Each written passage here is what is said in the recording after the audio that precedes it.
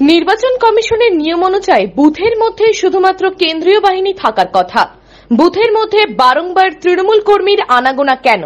সোমবার ধনিয়াখালী বিধানসভা এলাকায় এমনই অভিযোগে হুগলি লোকসভা কেন্দ্রের বিজেপি প্রার্থী লকেট চট্টোপাধ্যায় এমনকি বুথের 100 মিটারের মধ্যে যে সমস্ত আশা কর্মীরা বসে রয়েছেন তাদের নকল কার্ড দেওয়া হয়েছে।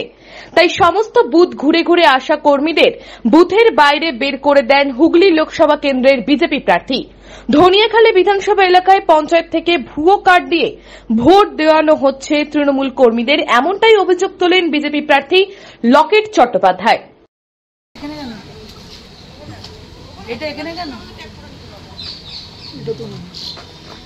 इधर से वीडियो से इधर ही कौन दिया पता नहीं कौन दिया থাকতে পারে নাই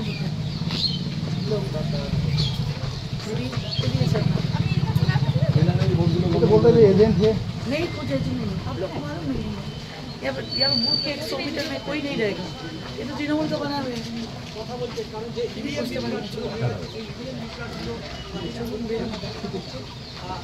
বেরোন দিদি, ये आप देखिए সেই অভিযোগের ভিত্তিতে রিটার্নিং যারা অফিসার তারা কি করছে, তাদের অ্যাক্টিভিটি, তাদের গতিবিধি কি, সেই বিষয়গুলো কি জানার চেষ্টা করছেন। এবং এছাড়া সুব্রত ক্যামেরাটা জায়গায় লকেট চট্টোপাধ্যায় থাকতে পারে না 100 মিটারের মধ্যে কোনো তৃণমূলের ভোটার সহায়তা কেন্দ্র।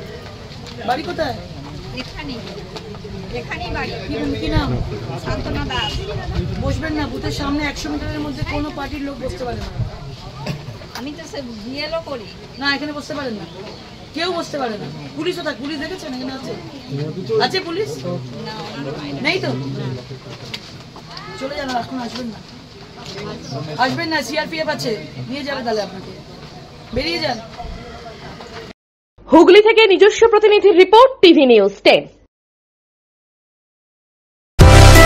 সুলভে সঠিক চিকিৎসার একমাত্র প্রতিষ্ঠান বিবেকানন্দ হসপিটাল। 24 ঘন্টা emergency service, blood bank, trauma care. আপনাদের সেবায় আমরা তৎপর। গুণমান ও পরিষেবায় দুর্গাপুর বিধাননগরের ডক্টর জাকির হোসেন এভিনিউর বিবেকানন্দ হসপিটাল শিল্পাঞ্চলের মানুষের মন জয় করেছে।